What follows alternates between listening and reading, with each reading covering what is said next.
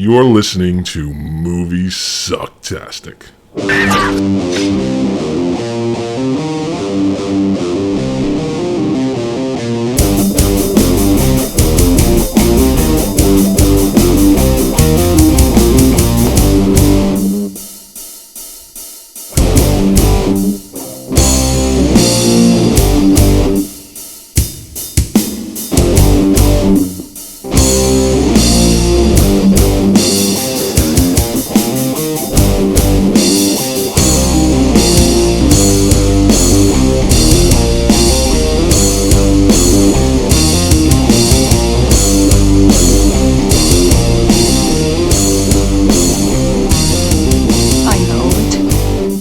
Sounds like some bad movie.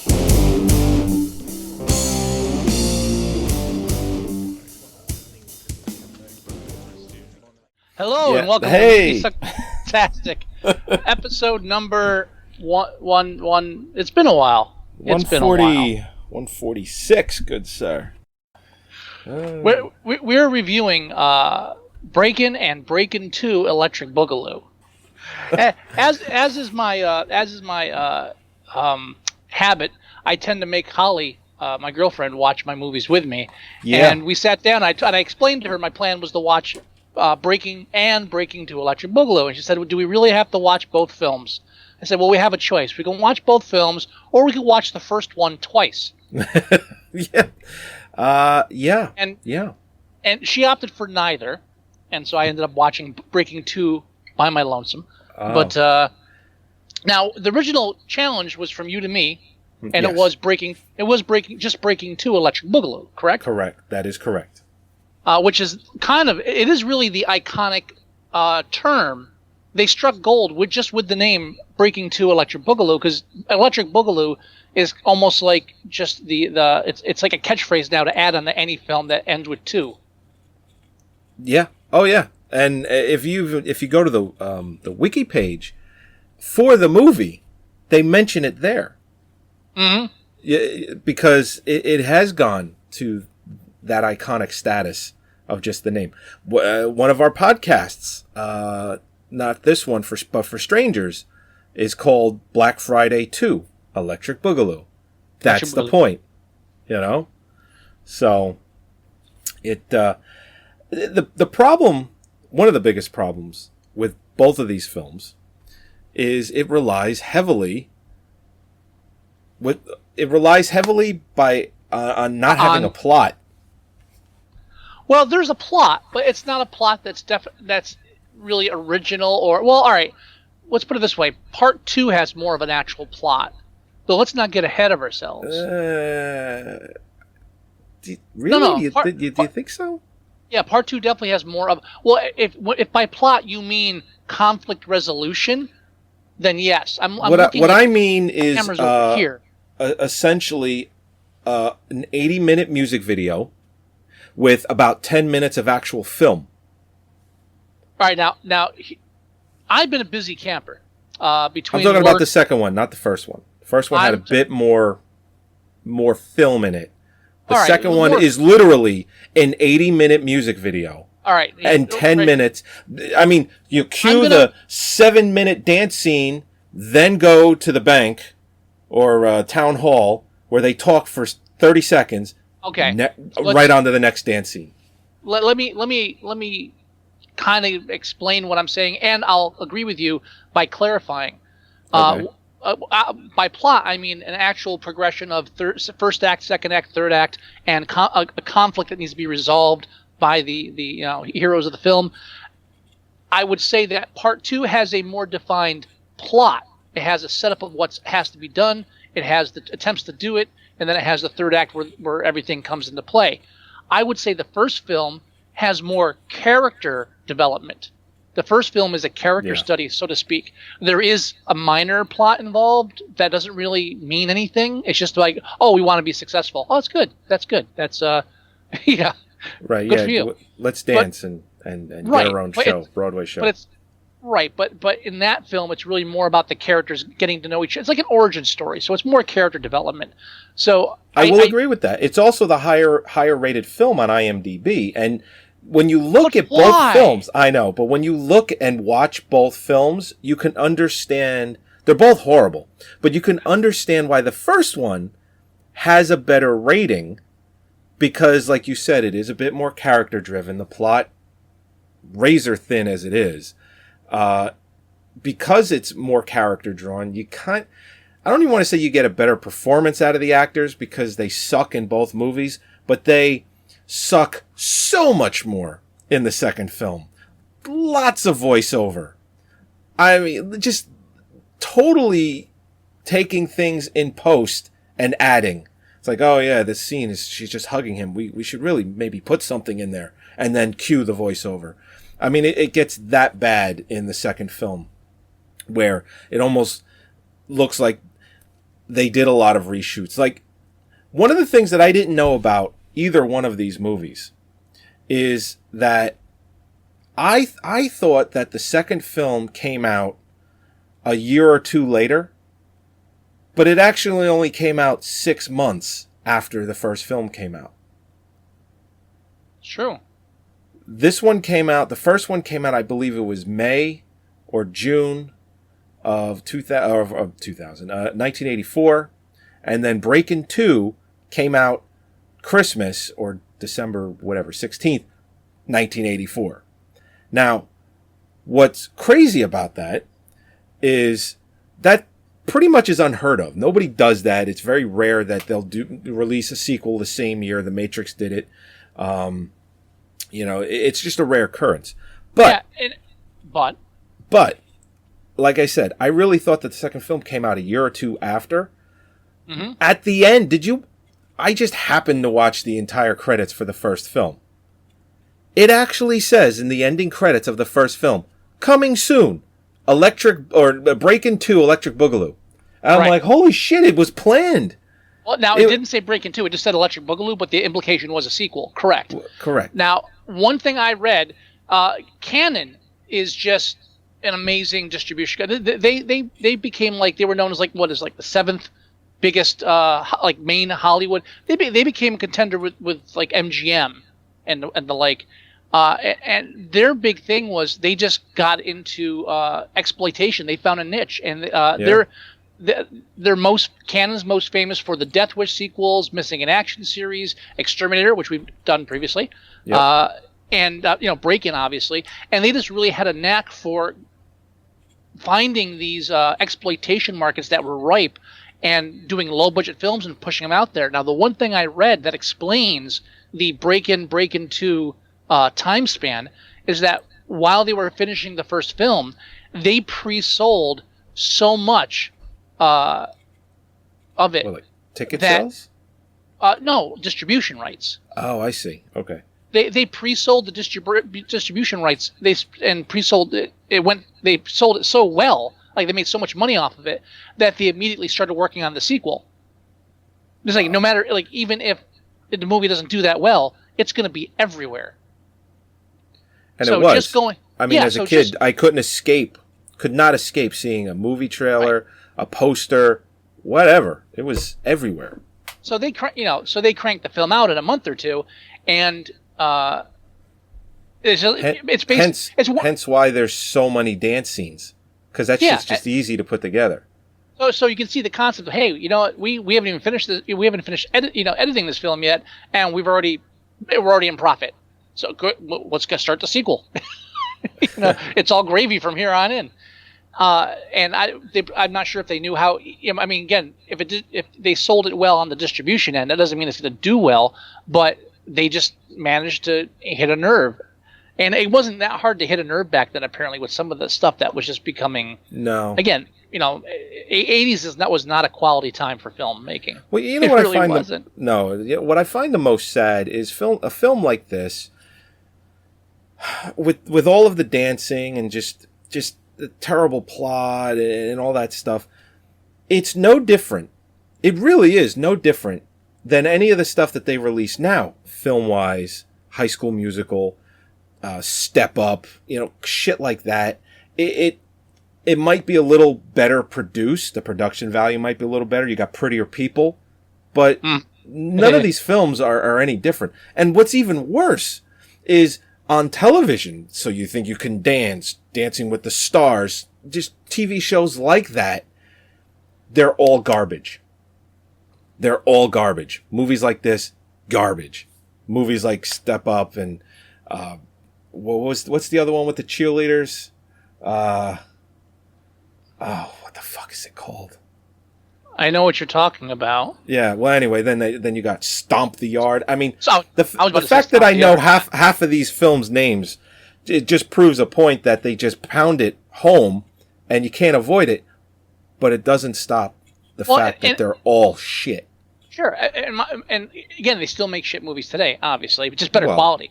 Just because they put more money into them now. Exactly what I said. But, but I'm kind of agreeing with you. Kind of, you completely. Yeah, that's what I mean. I know it hurts. My personal capsule review of Breakin' is it's Flashdance without the welding meets Step Up without the hot underage teenagers. I like it. Yeah, that's and then Breaking 2, Electric Boogaloo, of course, is the Godfather 2 of breaking movies from the 80s. Godfather 2. Electric Boogaloo. Godfather 3 would be more appropriate, but I know what you're getting at. Actually, in some ways, I think Breakin' 2 is the Die Hard 2 of 80s breakdancing films. Because it's really the quality is actually now the copies I have that I watched. Breakin', beautiful copy. Breakin' 2, it's like I'm actually watching it on a VCR. Right. I would say Die Hard 2 is too. I don't want to say too good of a film, but it's better than. No, Die Hard. No. It's better than Breakin' 2 gives credit for. I might go Highlander 2. I might say Breakin' 2 is the Highlander 2. Not Die Hard 2. You had to go there. I mean, that's wow. I think that's shitting on Die Hard a little too much.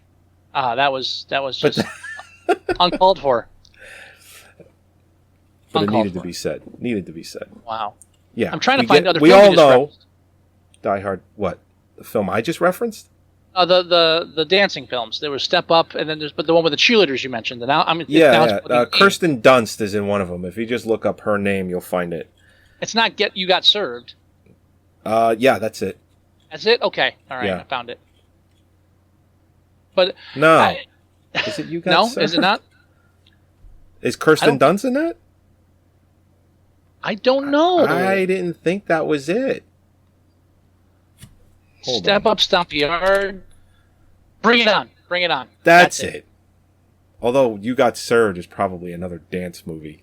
For all I know. It is. It's just it's more urban though. More urban. More urban. More urban than Stomp the Yacht. Stomp the Yacht. Speaking of code words for black. Yeah. Watching Breakin' and Breakin' 2, it's there's being like 20, almost 30 years ahead of these films, right. Or practically 30 years ahead. No, it's 30 years. Yeah, being 30, just some of the prevailing attitudes. I mean, now, do we have to describe the basic setup of the films? I mean, let's start with Breakin'. Breakin'. Yeah. I mean, literally 2 sentences. Well, let's just start with the main characters. You've got Kelly, played by Lucinda Dickey. She's her big claim to fame, as far as I'm concerned, besides Electric Boogaloo, is not as I'm concerned, because she's only been in like a handful of films. Right. She also was in was it American Ninja 3? No, Ninja 3. Ninja 3: The Domination. Yeah, which I watched. Sho Kosugi. Fucking loved that guy growing up as a kid. Watched everything. Fucking Revenge of the Ninja, Pray for Death. I remember trying to get Pray for Death on VHS. And it was just, oh no, we got a reserve list for that. It's probably 2, 3. Really? Just the thought of thinking about reserving something now. I just want to just smack the old me. It's like, just wait 20 years. You'll be fine. But just Pray for Death and then Ninja 3: The Domination. I watched that film a lot. And one of the scenes that sticks out in my head so much with that film is when she's getting seduced by her cop boyfriend, or he's trying to be her boyfriend, and she pours wine down her chest, and he goes in for it, and he's like, he's licking up the wine, and it's like there's supposed to be this steamy sex scene, and then it progresses and it fades out. That stuck with me, that scene, because I thought she was the fucking bee's knees when I was growing up. Not so much now. I'm going to ignore that phrase and move on. The bee's actually, well, knees. speaking of the bee's knees, her first film was Grease 2. She was in that? Yes, she was. I don't remember her in that. Ironically, she also in Grease, also like the first film in Grease 2, for somebody who was, and I'm bad with names, and these films are going to kill me. But Christopher McDonald. Okay. Oh yeah. He's the two films that stick in my head for him is always he's Shooter McGavin in Happy Gilmore. Yep. Apparently his big claim to fame was Thelma and Louise, which I've never seen, but he's the husband that she'd rather die than go back to. He's the husband. Yeah, I wouldn't. Yeah. I mean, it was a very popular film, but I wouldn't give that to his. For me, anyway. I think from like a star power standpoint, it was a big break for him. But then it also got him going on the bad guy roles, and he was also the husband, the bad husband in Dutch. He was. Well, no, he was the bad father. He was the ex-husband. They were separated. I don't think they were actually divorced. So I'm not sure. They were divorced. I don't remember. He was still the bad husband. Ex-husband. But anyway, Christopher McDonald. Yeah. Bad ex-husband still equals bad husband. So. Does it? Yes. So he had to be a bad husband before he became a bad ex-husband. Yeah, but he's more of a bad father because he has zero interaction with the wife. He had more interaction with the wife than he did with the kid in the film. If you want to keep arguing this. No, he didn't. He really didn't. He really did. He wasn't even with the kid when the kid was picked up by Dutch. Dutch picks the kid up. He doesn't see the kid till the end of the film. Okay, so how is he interacting more with the wife than the kid? Because he has more actual dialogue and scenes with the mother than he does with the kid the entire course of the film. No, he doesn't. Yes, he does. Because Dutch is with the kid the entire film. When does he meet the kid? At the end. When does the father talk to the mother? He talks to him. At the beginning. He makes a phone call to the father, and the father's like, "No, sorry, sport, I can't pick you up," or whatever. Whatever. Let's move on. Seriously, why is your screen frozen? Did you get disconnected? What? My point being, Christopher McDonald also got his main start in Grease 2 as well. So that's kind of ironic. That is true. That's right. Yes. Now and then, and he plays, of course, her agent in the film, and so, but we got sidetracked a little bit, kinda. A little bit, kinda. Lucinda Dickey plays Kelly, aka Special K, which I'm assuming was before that was a drug name. I don't think Catamount. Yeah, you know what? I bet they were going for the Kellogg's angle. They were because they had Special K behind him when you see the other guys working in the shop. Oh, really? Jesus Christ. But I just don't think I don't think that the connection was there at the time. No, I bet it was, and it was just the shittiest ad placement. It's like they couldn't. It's like with most films, it's usually done in a way where it's like, oh my God, Pepsi, really? You know. In the second film, it was Pizza Hut, but you could barely see the box. Right. You know, they were just flipping boxes. The fact that there was a Kellogg's Special K box somewhere in the shot and I didn't notice it. There was a whole shelf line of them. It was blatant. Was it really? It was just It was just the one time though. It's not I watched it on a television and everything. I didn't even notice. That's okay. I'm just more observant than you. That's understandable. That's possible. Not probable. And she meets up with two street dancers by the names of Ozone and Turbo. Yeah. Played by Adolfo Quinones, also known as Adolfo Shabadoo Quinones. He played Turbo, right? Ozone. Played Ozone. And he's a choreographer, dancer. He was actually in some video beforehand before the film was made, and he still has had a career as a choreographer, dancer, etc. Michael Chambers plays Turbo. He's had less of a career than Adolfo has, but the one thing I did notice that surprised me is that Michael Chambers, who is the smaller, goofy rap dancer in both films, also played good robot Bill in Bill and Ted's Bogus Journey. Of course he did. Of course he did. What pissed me off is the minute I saw that, I backtracked and checked, and Adolfo doesn't play good robot Ted. Which doesn't make any sense to me. You get that role, you bring Adolfo. If I'm doing a good robot Bill, you got to be good robot Ted. Well, you know what?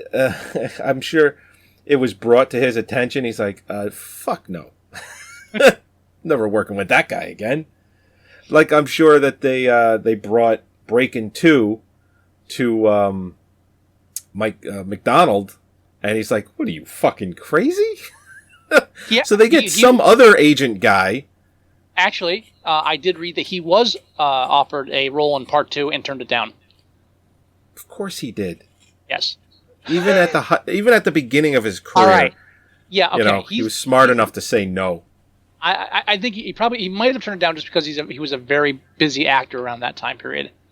I don't know about just that. They were pretty much. It's not like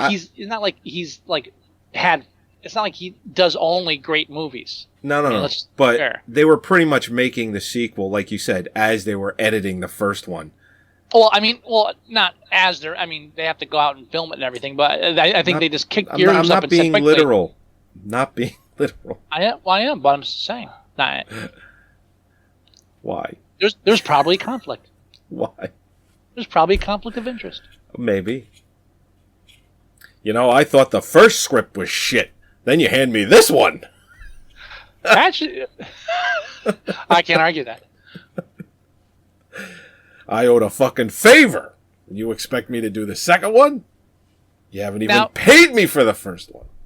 Now, the people that make it from the first one to the second one are not only the three main characters, Ozone, Turbo, and Kelly, but also Ice-T, of course, who is rapping throughout both films. And I read some trivia that he's the only actor to have made it into all three films, because there is another Breakin' film. It's by a different name, but it is another sequel. And he's in that one too. Not an official sequel, though. Maybe a spin-off. No, it's a sequel. Hold on. No, it's not, because it's not. There's no 3 on it. I will tell you what it's called.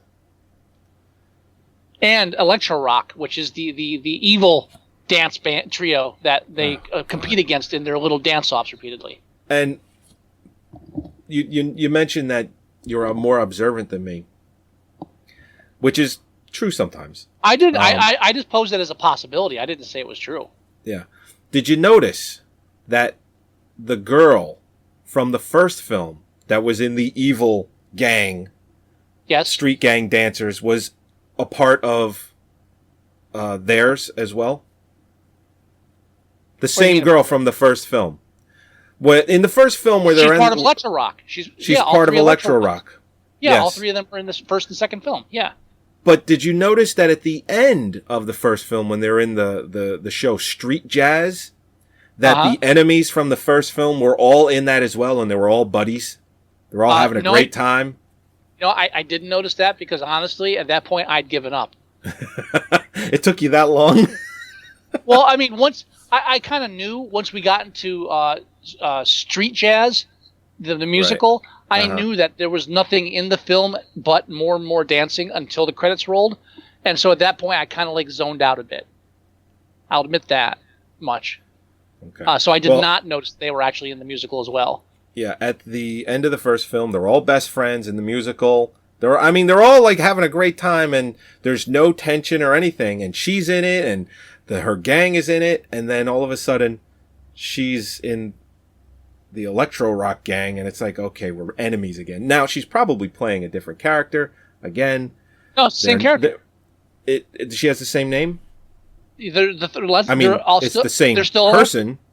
Yeah, there's still Electro Rock number 1, number 2, and number 3. Yes. Oh, Christ.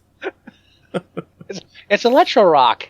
Now, but those were the 2 guys. They were different. No, same guys. Are you sure? They look totally different to me. I'm almost positive. Maybe because they were 7 months older. I mean, yeah, same guys. I'm double checking right now. I'm confirming what I already know. And same guys. No, wait. One of them was the same guy. The other is not. The leader of electro rock in the second film, I'm pretty sure he's the new guy. I thought he was the same guy. Yeah? Somebody looked I thought they were all different except for her, but one of them is different. Yes, one of them, but the girl's the same and one of the guys is the same. So 2/3 of electro rock is still the original electro rock. Okay. Now, I hate to backtrack, but I want to try to nail down the plot to the first film. For those who are not, those of our listeners who don't want to watch it, Kelly is a struggling artist, dancer, and she meets up with two street dancers, Ozone and Turbo, and she's taken by their urban street dancing, and she decides she wants to be a part of it, so she joins up and they become a trio, and she helps them defeat Electro Rock, which is an evil dance gang, at a local dance, and then they get a gig to audition for a new musical, and they are competing against her old instructor who tried to rape her. Yeah. Well, and then I think rape is a little far. I think rape is a little as far as he wanted to go. Well, yeah. He pulled a Michael Ironside on her. That was good dancing. He even had the wife beater. It wasn't made of leather, though. No, that was a white beater blouse because they had the low cut. Yeah. Yeah. Yeah, and the evil character in the first, because you have to have conflict, and the evil character besides Electro Rock, because they're just like another dancing troupe, is her former instructor who sexually assaulted her one day, and is trying to block them from succeeding. Now, I'm already exhausted trying to explain that and make it sound interesting, but it's really just an excuse to have a dance sequence every, I'd say, 10 minutes, and a dance montage every 20. It's bad. I mean, it's yeah. The first one, like you said, it's more character driven. It has, even though the plot isn't as good, there is more actual acting in it. There's more character development, the characters, that kind of thing. Yeah, I mean, I would sooner watch that first one over the second one if I had a choice. I want to mention it now before I forget it. One of our listeners, by the name of Audrey, she contacted me and let me know that hello, Audrey, that as a child she had two cats that were named Poppin and Lockin. Really? Because of the Breakin' films, and she also owned the original album of the soundtrack to Breakin'. And within the album, which she couldn't find, she does not have it any longer. I don't know why. Within the album was a sheet that had instructions on how to perform the breakdancing moves in the film. I'm going to find this, and I'm going to film myself doing these moves. You are. I would like to find this. Aha.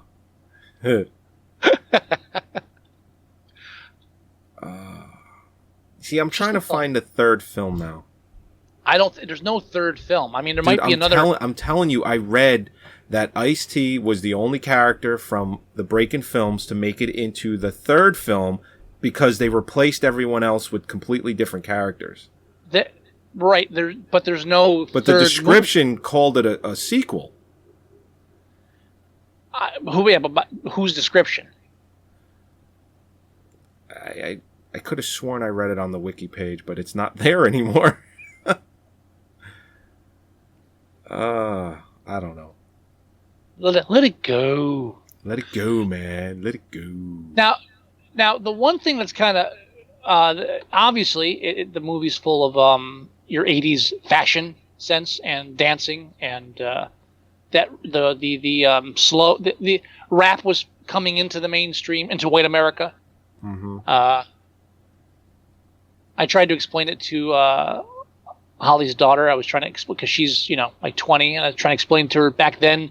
White America didn't know about this kind of thing, so like breakdancing was new to white America. Michael Jackson introduced black. Ironically enough, Michael Jackson introduced black culture to a lot of white America. When he was still black, of course. Yeah, it's hard to wrap your head around that. Oh, he's the reason why it was the black culture became a little bit more accepted.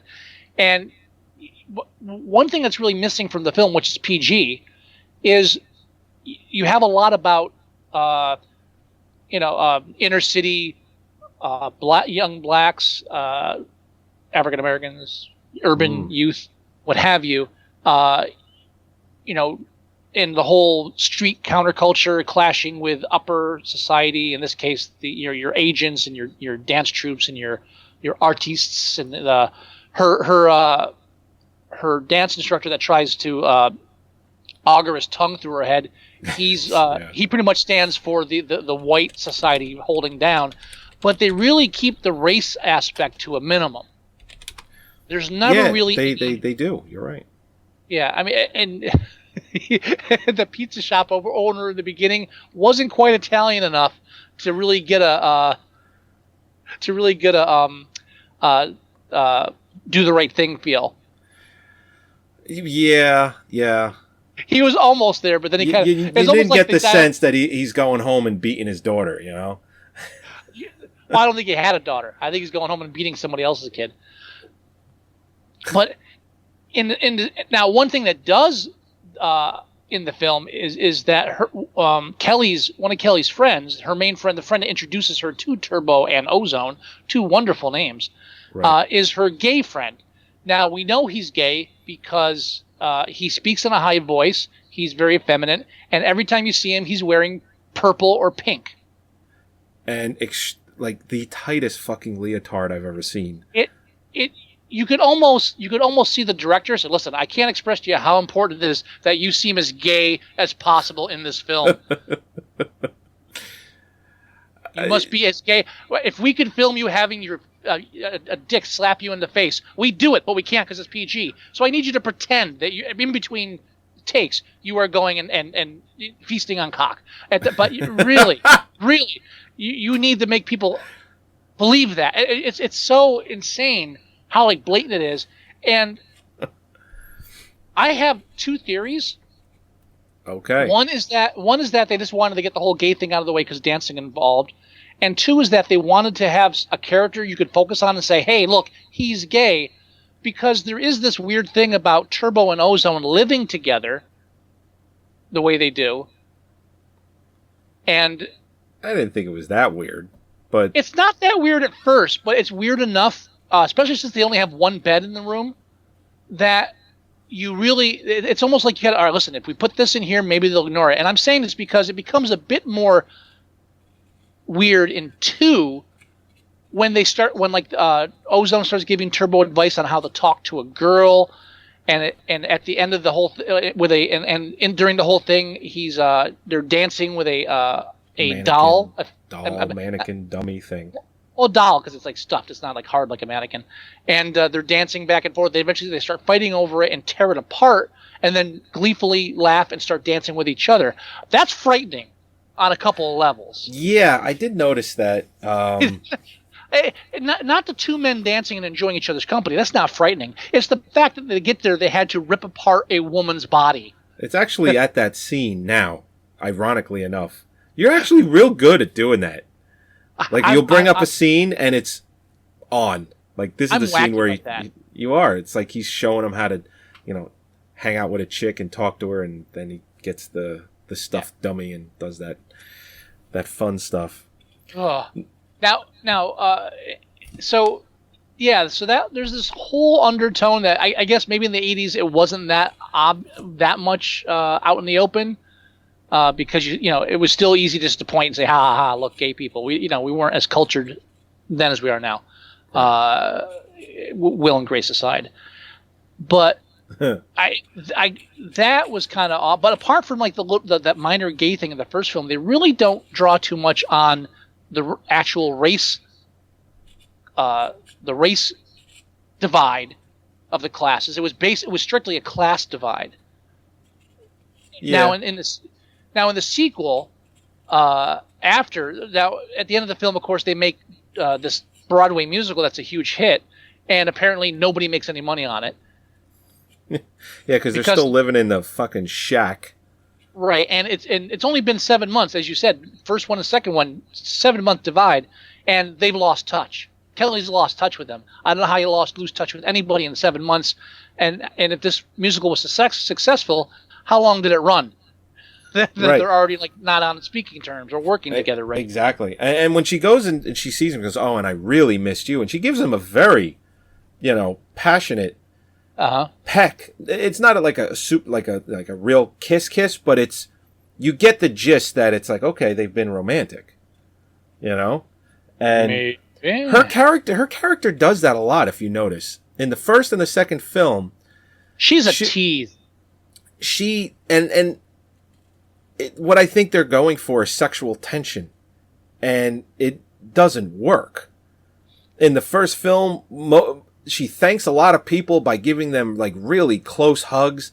In this film, her new agent, whatever I forget his name, Jerry or Stanley, I think it was Stanley. Not Christopher McDonald. Not Christopher McDonald. He tells her that she could get a part where she could be in Paris, and she leans over, "Oh my God, thank you so much." He gives him like this nice, soft hug, and I'm like, did they just try and create sexual tension there? Because I ain't falling for it. That's how your agent gets you the jobs, sir. Yeah, that's what I've heard. So in between the two films, they've drifted apart. The musical's not happening anymore. Ozone and Turbo are still living in a garage somewhere with one bed, and teaching children at a community center while she's doing like line dancing on Broadway. Horrible job. Right. She hates it. But a new twist to her character that makes no sense, but they just threw it in there, is all of a sudden she has rich parents.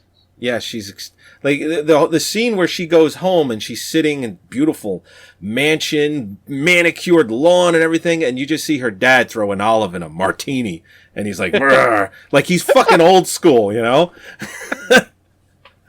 That's the first shot you see, is just this olive dropping in a fucking glass. It's not even a martini glass. It's like a whiskey glass, because he's that fucking crazy. He's that old school. They cut out the scene when after he drops the olive in the martini, he beats the maid with like a stick. Oh, and I love... What's your favorite scene in the film, if you have one? I don't know if I have a favorite scene. I think my favorite scene is what I'm getting up to. Is an example of what I'm getting up to, is that they just throw this new thing in where she's rich. So there's no real explanation for it, because in the first film she's driving a crappy car. She lives in a small apartment. She's not talking to her parents aren't using their connections to get her connections. So it's really weird that all of a sudden it's, let's just give her rich parents. And we're right into the realm of boogie nights, not boogie nights, roller boogie. Roller boogie. Almost identical plot line to an extent. Very identical, actually. 6 years removed, though.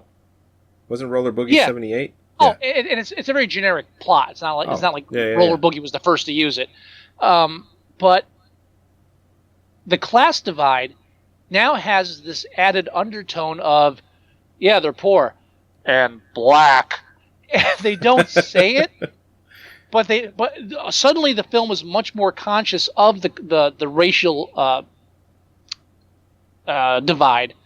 So if I have a favorite scene, it's the scene that really just shows the worst writing in the whole film, I think, which is hard in this film, is when the father invites the daughter to dinner, and she brings along Turbo and Ozone. That's my favorite scene too. It's almost like the dinner scene in Soul Man. Oh, yeah.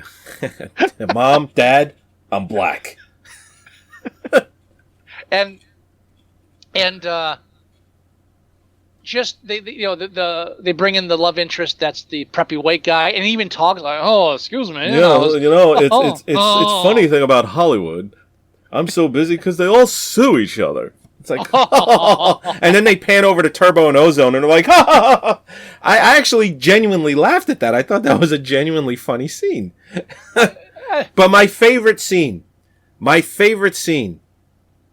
in that whole dinner sequence, okay? Do you know where I'm going? You might not. I don't know. You probably don't because it's so quick you might even have missed it. Do it. Turbo and Ozone, Kelly, they're all in the house. The mother, she goes and she meets them. The doorbell rings and you hear Kelly go, "Oh, that must be Dad." What? Why would your father ring his own goddamn doorbell? What the fuck are you talking about? And it was another one of those scenes where they just they voiced it over. It's like, oh, we need to add something here. It's like, who the fuck did that get by? Oh, the scene is coming on now. Here, you won't be able to hear it, but I'll play it. And Turbo. I can hear it. Oh, hi, Mom. Hello, dear. Good to see you. How have you been doing? Even the cat's white. So, you must be Turbo and Ozone. You certainly have original names. The unique flair for fashion, which apparently is rubbing off on my It's coming. daughter. Thank you. That must be Dad. Wait, that's not Dad. Hello, Evelyn. Hello, Evelyn. Oh, I'm so happy you could accept our Horrible. invitation. He's like 2 octaves away from fucking Anthony Hopkins in Silence of the Lambs. Fucking Lecter. Hello, Evelyn. It's so good to see you. It's like if Carrie Elways had throat cancer. He'd sound like that. Oh, I see you're serving liver with a nice Chianti. What the fuck, man? My favorite part's actually coming up at the dinner party itself, when the father launches into the whole, I know what you people do with money.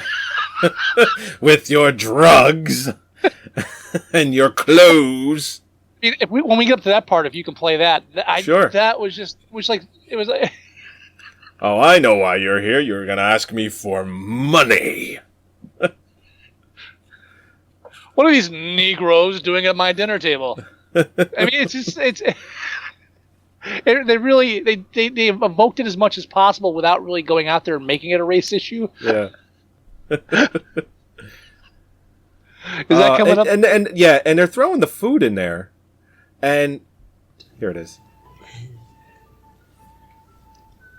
They're throwing the food in there, and it's tomato sauce, and I'm like, why are they making this face? They don't eat tomato sauce. Calamari. There's Well, calamari yeah, in it. you don't find that out until That's true. Yeah, I was the same way. Now, the only thing funnier than the fact that we really get a really blatant racist tone there. Yeah. Is that Ozone ends it with, "We don't need your help." And before, when she invited him to dinner, he was like, "I don't need your father's money." At the end, they saved the community center because her father comes up and writes a check. Yep. So I guess they needed his money. I guess they did need his help. Because they were never getting that 50 grand. The fact that they got to 150 at that point astounded me. There's no way that happens. When the company that was going to make the shopping center, which they should have made, they Oh, wait a minute. Are you saying they should have torn down the community center? Yes. What about all those children? Tell them to go home. Wow. Tell them they don't need the goddamn breakdancing. Go home. Wow. I love it when they said the building is in such disarray and they need $200,000 to fix it up. They could just go to that other club, that blah Robotron or Radiotron, and the one woman, the councilwoman, she's like, yeah, I guess they could. Roll credits. Now, I believe that the movie was based on a true story of a place called Radiotron. I think it's what they mentioned. That's why they gave a nod to it, because it was actually a situation where there's a community center and people rallied around it and they saved it from a developer. I remember seeing that in the trivia somewhere when I was doing my research. God. I'm still trying to find that Breakin' sequel. Oh, stop with it. There's no third Breakin' film. There's a fucking third movie. I'm telling you. There is not. There is not. Now, there can't- are more plot complications in Breakin' 2, Electric Boogaloo, because of the whole thing with them trying to tear down a community. Also, there's a whole subplot where all the other Latino women in the area apparently don't want the white girl dating Ozone, so they try to muscle her out. This can't be right. And then Turbo falls in love and then falls down a flight of stairs. Yeah, so funny. And then there's a whole rap dance sequence in the hospital. At that point, you know you're done. Yeah. At that point, you know you're done. There's nothing going on. Well, you know when I knew. You know when I knew I was done, when his girlfriend walks out of the closet, and then you just hear in the background, "Maybe she lives in there," and she doesn't speak a word of English. Like this is not a dream, right? This is actually happening. She walks out of the closet, kisses him, and he wakes up. It's like, really? What the fuck? That's after the whole upside down room sequence? Shortly after. That scene's on now. Now, ironically, I read that the actress didn't actually speak any Spanish, and so they had to dub all those lines in. Oh, yeah. Por favor! Por favor! How many times did she say por favor? Jesus. And I like the fact that the turning room where he dances and does his little Lionel Richie dancing on the ceiling thing, they borrowed that from a Freddy Krueger film. Oh, the first one? Or Johnny Depp? Not Johnny Depp. There's that guy, the girl, she's getting fucking killed, and he's just reaching, Linda! Or whatever the fuck her name was. He's just like reaching at her as she's flipping around the ceiling. Was it the first one, though? I don't know. It was the first one, which also came out the same year as this, 1984. I just didn't know if that was the rotating room for the first one or if they had a rotating room for another one. I don't know. No, I didn't see which one. One it was from. Actually, didn't Fred Astaire or Danny Kaye do that first? Oh, yeah, Fred Astaire's done it too. It was a big deal because it was the way you do the camera shot where it's seamless, where he walks up and around and completely... Well, back then they didn't have. Yeah, back then they didn't have houses that would turn upside down either. So that Fred Astaire actually had the dance on the ceiling. So it was a bigger. It was a big deal back then. Genius, that man. Yeah. Oh, sweet Lord. And she just pops up anywhere, like he just thinks about her, and then she's in the scene. Except when he falls down the stairs, she's nowhere to be found there. Yeah, I think she tripped him. And to be fair, he deserved to fall down the stairs because he stole the construction guy's lunch. That's right. It's not the construction guy's fault they're tearing down the community center. And I love when he falls down. It's a stunt person, but they didn't even attempt to get someone that kind of looked like him because he's so small and skinny. And the guy falling down looked like John Amos. I mean, oh my god, oh my god, Turbo's falling down the stairs and he gained 70 pounds. Yeah. Oh no! Speaking of criminal activities, the one it's much more. Oh, and speaking of criminal activities, Ozone's every time someone like demeans him in some fashion, his immediate thing is is physically assault them. He's like Marty McFly in the second and third Back to the Futures. It's just the minute you insult him, he's like, "Excuse me." Huh? There always has to be two people to hold him back so he doesn't actually get into a fight of any kind. And then when there is an actual fight, it's them against. Well, no, it's that weird West Side Story, but breaking style fighting when they meet up with the Electro Rock. Remember that part? Yeah. And it's like a street fight, but they have weapons, but they're not using, and then they stop the street fight by taking their weapons and throwing them in the garbage can. It's like they first saw Cop Rock. Cop Rock. It's like they knew that was gonna this was I guarantee this was the inspiration for Cop Rock. And it's a long fight sequence too, where no physical contact happens. They just dance next to each other, and they did a little of that in the first film, but the second one they've got garbage can lids and nunchucks and and then now you're blatantly not touching each other. What kind of rivalry is this? True. I do like Electro Rock for one reason. They stayed evil till the end. They did. The only part that really redeemed the film for me was when Ozone approaches the lead of Electra Rocks, and we have to fight together to save the. And he's like, we have to stand together to take our community apart. These are our streets. I mean, we're going to be gone if we let them do that. We need to work together. And he looks up and is like, I'm not taking your job. What? And then later at the end, when they're bringing the bulldozers up to tear down the community center, Electra Rock's there, pointing and laughing, directing the bulldozers. There's where you destroy it. Yes, go there. And even when they're raising the money, they're dancing with them, but you could tell it's just like, yeah, we're just dancing because we like. Yeah, we're just dancing. Yeah. we just like to do that. That's all. We still hope you lose your community center. Yes, we hope.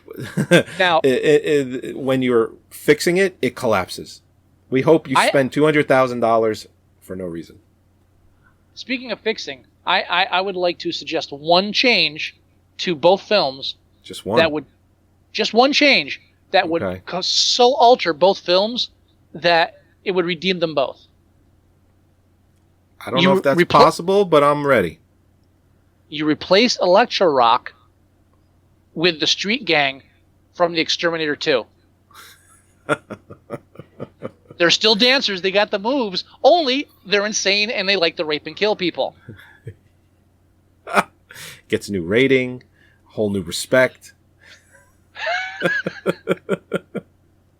I like it. Sure. I guarantee Mario Van Peebles would introduce some drugs and violence into these films and make them a bit more realistic on a dirty, gritty 80s level. I mean, the 80s, that's the era of just say no, and then kids being set on fire because they told dealers they weren't going to take their drugs. That's not funny. Why are you laughing? I don't know. I'm just envisioning people on fire trying to dance. In real life, they weren't dancing. They were just like rolling on the floor screaming, I'm on fire. But that would be interesting in this film. It would be interesting in that. Even the street gang from Savage Streets would be an improvement, but I think we need to keep it more urban and go with Mario Van Peebles and his crew, even though he had a mix of races there too. And Breaking 2 is got a bit of a mix. It's more black in part 2 than it was 1, but again, I think they were pushing that actual racial division that was more true to life than they did in the first film. Right. I wonder if Spike Lee would want to do a remake of Breakin', because then the pizza shop owner would be more Italian. How come you got no pictures of breakdancers on your wall? All right, so do we want to go ahead and rate both films? No. Yeah, we do. No? Breakin' is 5.5. Way too high. Way too fucking high. You know what? Breakin', the first film, Breakin', I give a solid 5 stars. Why? Because the production value is not that bad. I mean, that's saying it's average. It is. I think the first film is average. I think it's your average exploitation film of that time period. What did we give Exterminator 2? 4 stars? Yeah, and that's why I'm going to suggest. That's why I'm going to suggest Breaking 2 deserves less than Breaking 1, because Breaking 2 has that Exterminator 2 feel to it. If I was going to rate both films, maybe you can convince me otherwise, I would say 4 for Breakin', 3 for Breakin' 2. The reason why I'm saying so low for Breaking 2 is because it's not a fucking movie. It's not.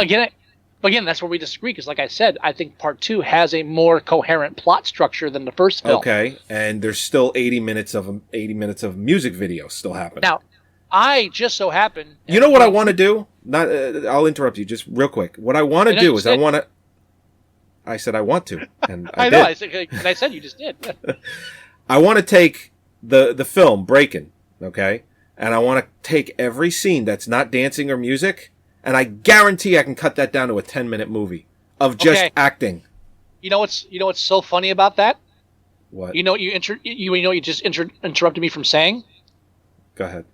Is that no? I'm not. That wasn't a criticism. I think it's funny I know. Because you stopped me from saying what I was going to say before you jumped in and made that suggestion. Was that even though I'm doing like 10 things this week with all the stuff happening, I took the time out amongst everything to edit all the break dancing scenes out of Breakin'. And I'll have the final product so we can post on YouTube tonight or tomorrow. And now the original runtime for Breakin' is, I believe, 1 hour and 22 minutes. I believe so. Do you want to guess how many minutes it is when I've taken out all? It actually says 90 minutes. It says 90 minutes on IMDb. So I don't know where 8 minutes went. You know, I'm. Let's say 90. I'm not going to nitpick a minute or two of credits. Okay. If Breakin' is 90 minutes long, and I removed, and this is what I did, I actually went through and edited out anything that had breakdancing in it, with the exception of if there was dialogue and there was dancing behind the person while people were talking. As long as the main people on the screen were not dancing, I left the scene in. Okay. Anything else I cut out. This includes the entire Broadway thing at the end. Gone. This is the first film you did this to. The first film. Every montage of dancing, gone. Anything with dancing in it, gone. How many minutes? The first film? First film. I would say the first film... I have not done the second one yet. And I am going to. 30 minutes? 40 minutes. I was shocked. That is insane. There is... It's a little over half the film is breakdancing. And the second film dancing, because I took out the formal dancing as well, not just the breakdancing. Any dancing whatsoever was removed from my cut of the film. You'll have an easier time doing that to the second film. Probably, and I'm talking 10 minutes. I'd be surprised if it was 15. I'm thinking it's going to come under 40 for the second one, definitely. Maybe under half an hour. No, I'm thinking it's going to come under 15 minutes. But I just thought it was hilarious that you cut into me to say that. I'm like, yeah, that's what I did. That's a funny thing. and I know you got a million things going on. I have a million things going on, and I applaud you for taking the time to do that because I wanted to do that. Maybe you know what? Maybe I'll do the second film if you did the first one. That's fair. Okay, you're on. You want to do that? Okay. Sure. So check our Moviesucktastic YouTube page after you've heard the show. The video will definitely be up. Yeah, definitely. I just have to put the end credits on it and then send it to you or upload it. We'll talk about that later. But yeah, you can upload it yourself. Again, we'll talk about that later. Yeah. Okay. Yeah. But my point being, there's still 40 solid minutes of character development in the first film, as opposed to the second film, which, like as you just agreed, has even less going on in it. So I would just argue that compared to the films coming out in that time period, Breakin' is not that bad. Despite all the dancing. Maybe it's just because I hate the genre so much. Oh, sure. I agree with you there. I'm just trying to be very objective. I just think that 5 stars really puts it like this was literally the average film coming out as far as if you want to go down I'll go down the 4 if you want to. I don't think it deserves a 4 just because the dancing's actually not bad. You know, it's not like they did a dance movie and then like they had people that couldn't dance. I thought they couldn't dance. I thought they couldn't dance more in the second film. It was just like they just threw that shit together 5 minutes before someone yelled action. I mean, that's how it felt in the second film. I think by the dancing is better in the first one, but that second film, it just really felt just sloshed together. I think it's because by the time you get to the second film, you've seen all the moves. There's only so many times you can pop it and lock it before you're done with it. Yeah. You know? Uh-huh. So if you want to go 4 stars, I'll go 4 stars. I want to go 4 and I want to go 3 because I think they're both very bad. You know what? I'm not going to argue with those. Let me do a 4 for Breakin'. And I'm quick peek at the demographics on IMDb, which is always hilarious. Highest percentage is 10 stars. No way. At 17%. Yeah. More people liked the film than didn't. At least, you know, it averages out, but 10 stars is the highest percentage of ratings with 17%. On demographics? Yeah. Now, demographics, highest demographic at 7.8 stars, males under 18. Lowest demographic at 4.7 stars, males 45 and older. Women are all in the middle. Now we can move on to Breakin' 2. Now I also find it funny if you go into IMDb and type Breakin'. You got to put Breakin' that. 2. You got to put the apostrophe, not the apostrophe. Well, that's apostrophe. Yeah, the apostrophe. If you just type in Breakin', Breakin' 2 Electric Boogaloo comes up 5 above Breakin'. So it's the more popular search between the two films. But less people reviewed it or voted for it. That's the thing too. Only 2,200 or 2,300 because it's 2,297 for Breakin' 2, but it was like 3,600 for the first film. Again, it's an anomaly because Electric Boogaloo defines this entire film. It's the more popular movie, but it's the worst of the two films. It's the more popular search, but less people are actually reviewing it. It's just it defines the 80s in a whole right there. Yeah.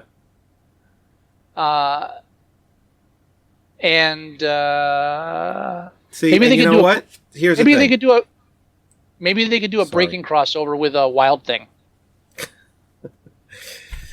Let's hope not. Breaking 3, Wild Thing. Electric 3, Power Station. Or Breaking 3, Power Station.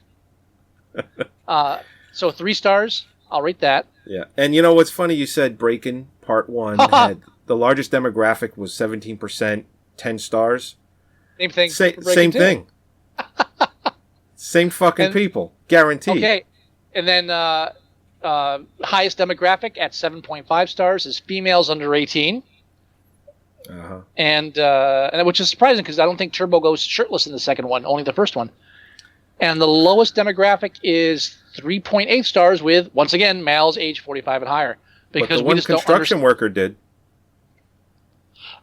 That's true, but chasing after Turbo it's like he's wearing a plaid shirt that's open.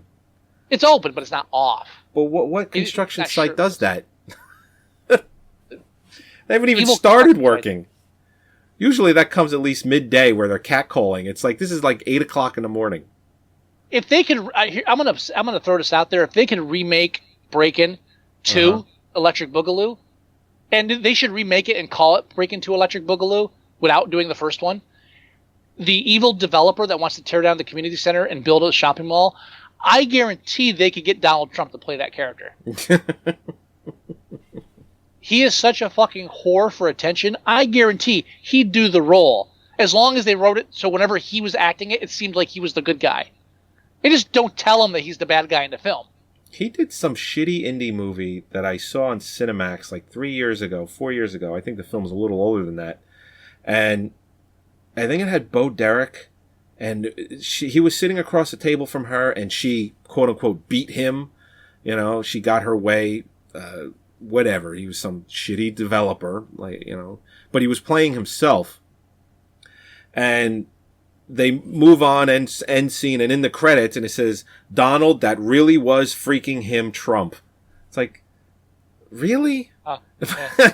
Obviously, so you're right. Yeah, any attention he could get, obviously he's going to do it if it makes him look good. Definitely. It's like you're good. You beat me. You're good. If they You're can't fired. get him,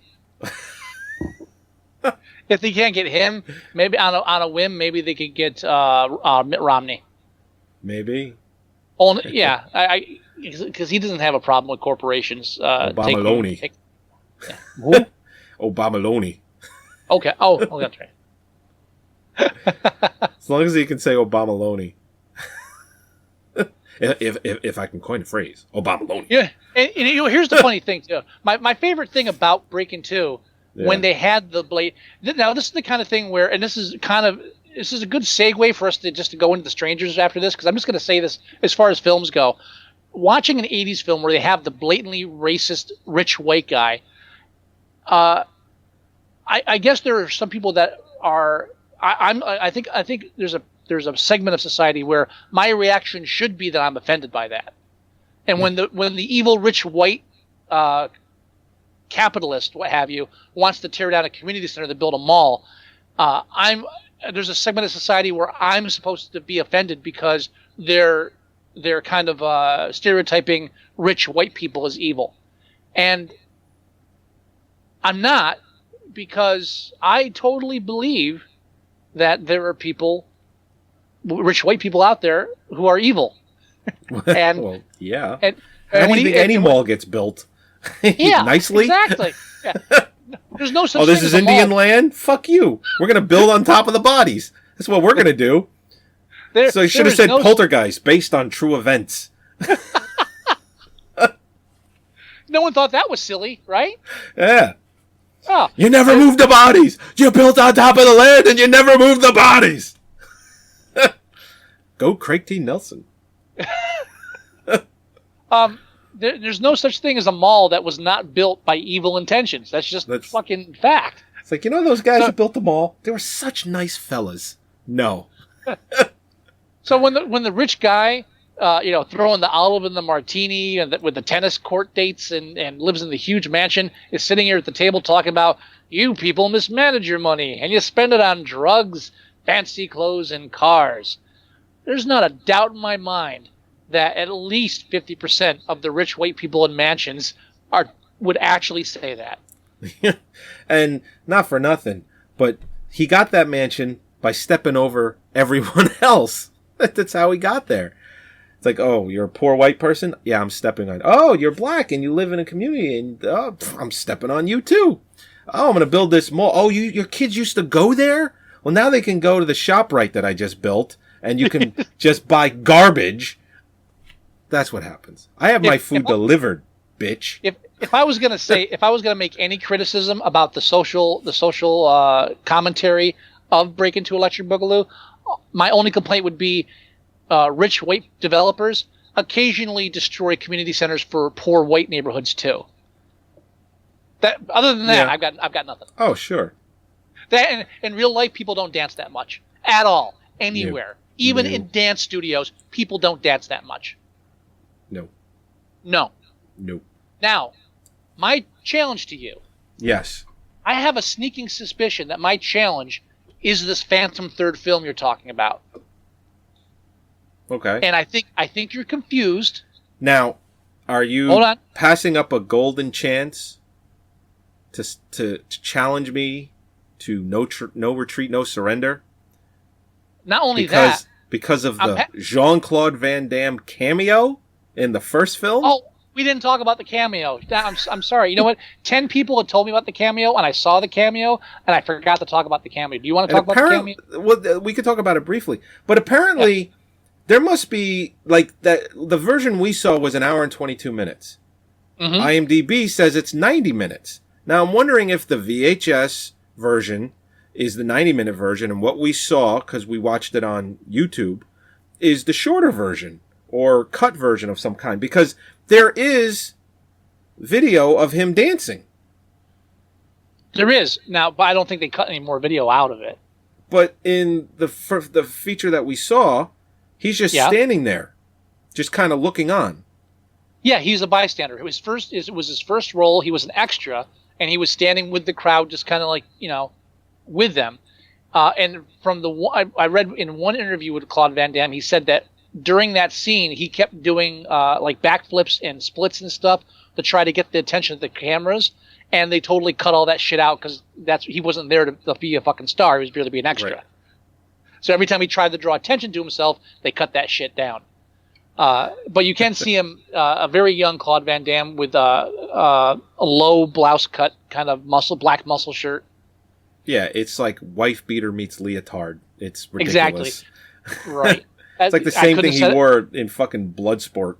I couldn't have said it better myself, sir. Now, I am passing up a perfect opportunity to challenge you to no retreat, no surrender. Okay. I'm also passing up the perfect opportunity to challenge you to Band of the Hand. And I'm also passing up the perfect opportunity to challenge you to Ninja 3.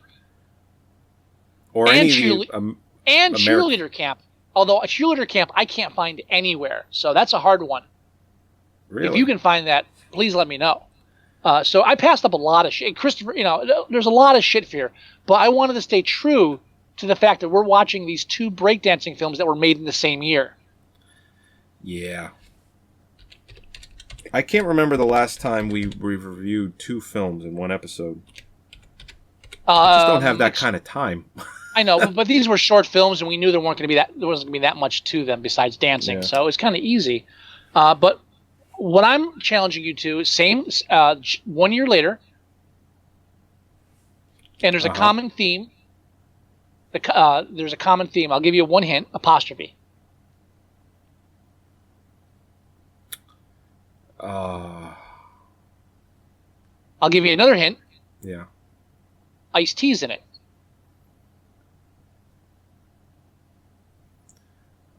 I'll give you another hint. Wait.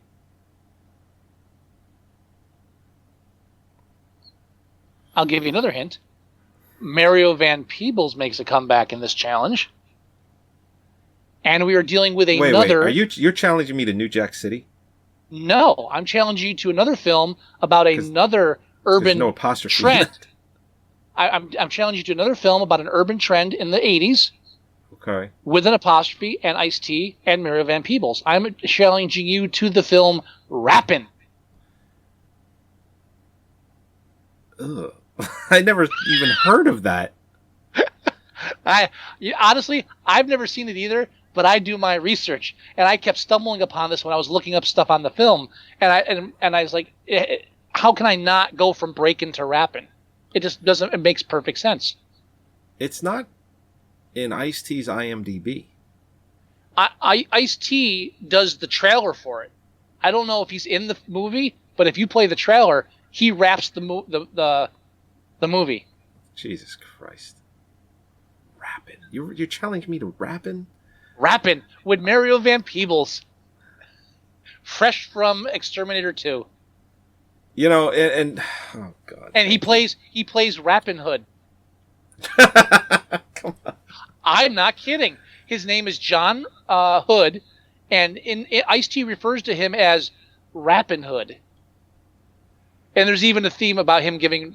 if you find it now, you can play the audio for our audience and play the video for our watchers right now before we go. Is that possible? Or do you have to It is possible. You just got to give me just a minute. I think you should do that now, just to prepare everybody for what they're going to have next episode.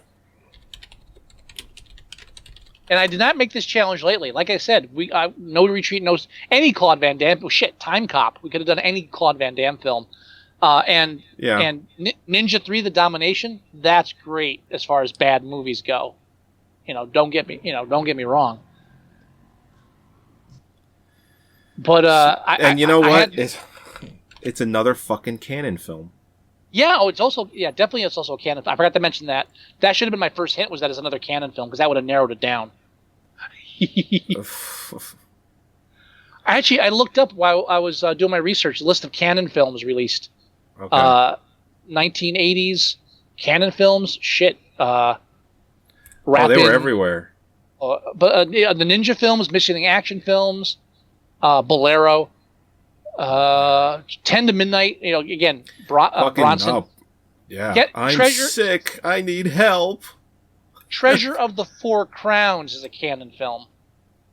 Really? Which we still haven't reviewed. All right. So here's the Rappin' trailer. Oh god. This is great. Why am I doing this?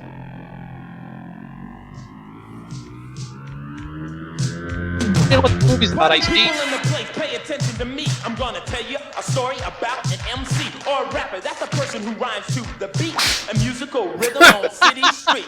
My name is Ice and I own this town. That's only when Hood's not around. Now John Hood's his name. Fashion's his game. Word manipulation's how he gained his fame and like Robin Hood. He's honest and true and always down with his partners, the Wild Thing crew. What's on your mind, man? John Hood. I wanna fix your Rappin' Hood. Rappin' the Hood. Now Rappin' John Hood had one problem at hand. A mean power broker was taking the land. But John and his crew had their own tricks in store. So they robbed from the rich and gave to the poor. He's in the movie, Ice-T. He's a guy on stage. Yeah. And Rappin' John Hood And from what I understand, that's what he does in the third Breakin' film, and that's probably why it's not on his IMDb. No such thing as a third Breakin' film. It's not called Breakin' 3. It's a different title, but I'm telling you, I read that it's a goddamn... Oh, shit, I had the camera on me the whole time. You're shitting me. Really? Wow. Wow. Whoops. I'm not going to say anything about production value. Don't worry, we're gonna fucking play it again next week. We'll play it next episode. Yeah. My favorite part of that trailer is at the end where Ice-T says this movie has to happen. No, it didn't. It really didn't. I'm sure you read somewhere that there was a third Break-In film. I just don't think that's accurate. I'm not saying you're wrong. They said there was a third film, and the only person that reprised their role from the first two was Ice-T as like the rapping DJ. All the other characters were replaced by new people. But they said it was a third film, and I will fucking find it. Again, I'm not saying you're wrong. I'm saying whatever you're believing is wrong. All right, we'll see. There's a difference. We'll see. And if there was a third one, Canon would have done it. I don't know. Canon doesn't exist anymore, right? Yeah. I'm not going to go into all the Canon films because we're going to wrap up now, but I will say... Yeah, let's go ahead and do that. Superman 4, Quest for Peace. Fucking A. I told you that I downloaded that for my son so that he could watch it because it has the most action. All the other films, it kind of builds up a little bit. That one is like out of the gate, the most action, and he hated it. He made me put on the first film, which is like 2.5 hours. Sat through the whole thing. Still a bad movie, but, 10 times better than the fourth one. Anyway, all right. Episode 146 of Moviesucktastic. I always thank you. You can download all of our episodes at our website at Moviesucktastic.com. You can listen to the shows there as well, or you can download them at iTunes.com. Just do a search for Moviesucktastic. Leave a review while you're there. You can watch the show live at livestream.com/Moviesucktastic. You can also watch the show live from our website. You can go to our Facebook page at facebook.com/Moviesucktastic. Go to our Tumblr at moviesucktastic.tumblr.com. You can leave us email, themovieguys@moviesucktastic.com, or you can leave us voicemail, 908-514-4470. You can also download... What? I was going to say, did you mention the app? I mentioned it last, because if they're listening to the end, it's the last thing they're going to hear. And maybe they'll actually go and download it. But if they're not listening to the end, they'll never hear about it. Yeah, well, that's why we need to bookend our fucking shit. And now that we're both back from vacation, it's going to get done, sir. We've been hearing this since last year. Don't be a negative Nancy, be a positive Polly. Okay. You can download our app at the Android store. As Scott says, fuck Mac. Fuck the iPhone. Whatever you want to call it. Yeah, iPhone. Yeah. Download our app at the Android store. Just do a search for Moviesucktastic. It comes right up. You can download all of our episodes right to your phone. You can listen to them right then and there. Movie posters, album art. You can leave a voicemail right from the phone. Yeah, touch of a button, leaving us voicemail. Touch of a button, leaving us email. It's a great app. We made it with you in mind, so you definitely need to go and get it. And it's totally free. Completely free, like the show is, like everything we do is, because that's right. We're martyrs to the cause. That's right. We've never asked you for money ever. Ever. Because I can't figure out how to get a Kickstarter going. Otherwise, we would have. But I can, but I'm not. Never mind. Anyway, we'll talk. We need a new hard drive. Quick, send us money. Stop it.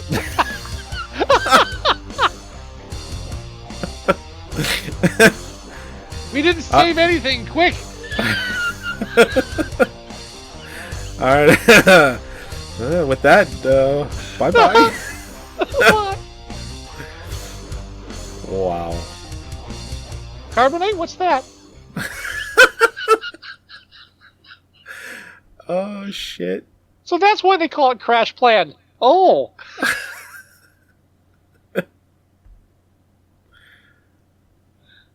Ah.